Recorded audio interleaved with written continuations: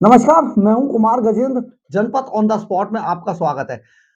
राम मंदिर, भगवान श्री राम के मंदिर का अयोध्या के अंदर प्राण प्रतिष्ठा का जैसे जैसे समय समय नजदीक आता जा रहा है, वैसे वैसे पूरे देश के अंदर माहौल राममय होता जा रहा है। राममय इसलिए भी होता जा रहा है कि राम के भक्तों के अलावा जो व्यापार है वो भी एक बड़े स्तर पर अपनी ट्रैक पे आता हुआ दिखाई दे रहा है, क्योंकि ये जो व्यापार है ये हजारों करोड़ रुपए का जो व्यापार अभी होने वाला है 22 तारीख तक।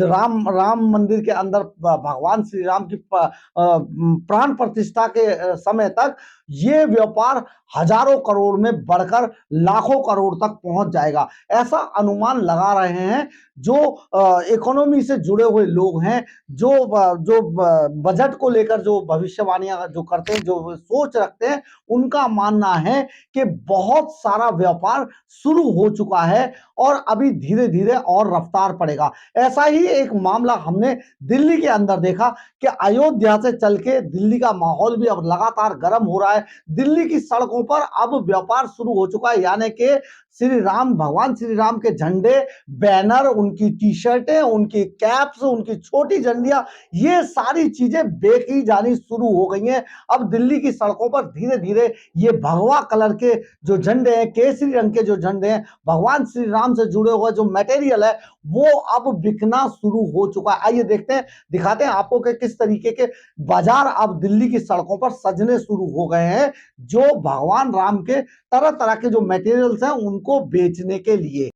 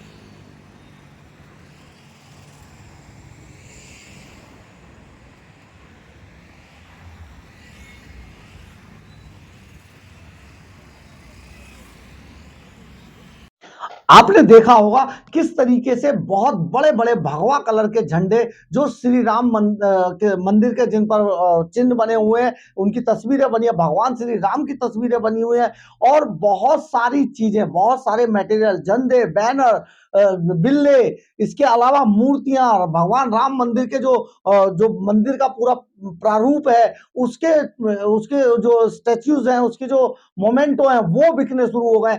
इसके अलावा सदर बाजार में बहुत सारा सामान भगवान श्री राम से जुड़ा हुआ पहुंच चुका है। ये इसलिए भी है क्योंकि एक जो भारतीय जनता पार्टी है, जो विश्व हिंदू परिषद है, जो बजरंग दल जैसे जो दल हैं, वो खुद खरीद कर पब्लिक में इस सारे मटेरियल को बांटने की भी प्लानिंग योजनाएं बना रहे हैं। और इसके लिए वो सदर बाजार से थोक में ये सारी चीजें, जहां पर झंडे बैनर आदि इत्यादि मिलते हैं, उन दुकानों पर अब एक बार पहले ही, चुनाव से पहले, ये बाजार सज चुका है। और इस माहौल को भारतीय जनता पार्टी किसी भी रूप में छोड़ना नहीं चाहेगी, क्योंकि अब देश का माहौल भगवा होता जा रहा है, श्री राममय होता जा रहा है। और अयोध्या से निकलकर ये पूरा व्यापार पूरे देश के अंदर फैलना शुरू हो गया है। आप देखिए दिल्ली की सड़कों पर जिस तरीके से झंडे बैनर, अभी क्योंकि गणतंत्र दिवस बहुत नजदीक में, तो इस टाइम पर तिरंगे झंडे ज्यादातर बेचे जाते थे, क्योंकि पूरा देश जो है राष्ट्रभक्ति में डूबा करता था। लेकिन इस बार राष्ट्रभक्ति के अलावा पूरा देश राम भक्ति में भी डूबा हुआ नजर आएगा, क्योंकि 22 तारीख को जिस तरीके की भारतीय जनता पार्टी ने प्राण प्रतिष्ठा से पहले जिस तरीके की प्लानिंग की है, योजना बनाई है, वो सचमुच देखने दिखाने लायक है।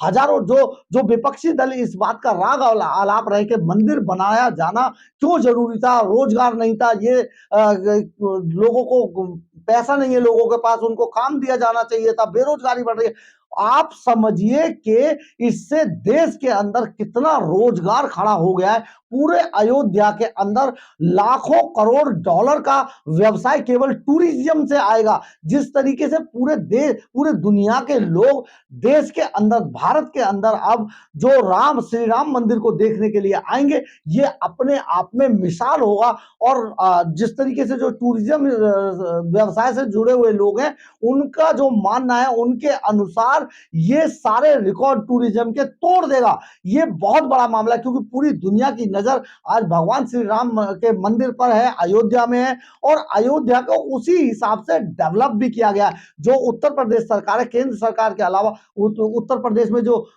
योगी आदित्यनाथ की सरकार है, उसने जिस तरीके से पूरा माहौल को भगवान राममय कर दिया है, मंदिर के आसपास अयोध्या को जिस तरीके से सजाया संवारा जा रहा है, जिस तरीके से पूरी दुनिया के राजदूतों को, पूरी दुनिया के राष्ट्र अध्यक्षों को, पूरी दुनिया की पार्टियों के नेताओं को आमंत्रण दिया गया है, और वो आने के लिए उन्होंने अपनी कंफर्मेशन दे दी है।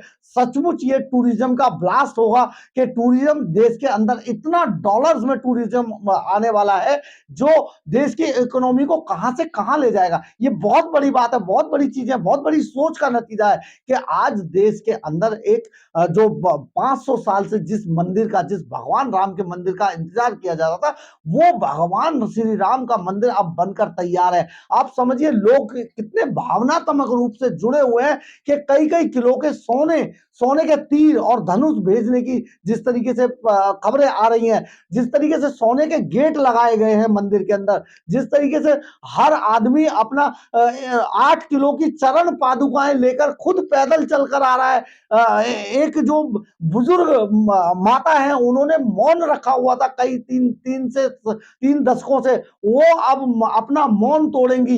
ये एक बहुत जबरदस्त एक माहौल बन चुका है देश के अंदर। लेकिन विपक्ष को कौन समझाए, विनाश काले विपरीत बुद्धि, विपक्ष इस बात को समझ ही नहीं पाया है।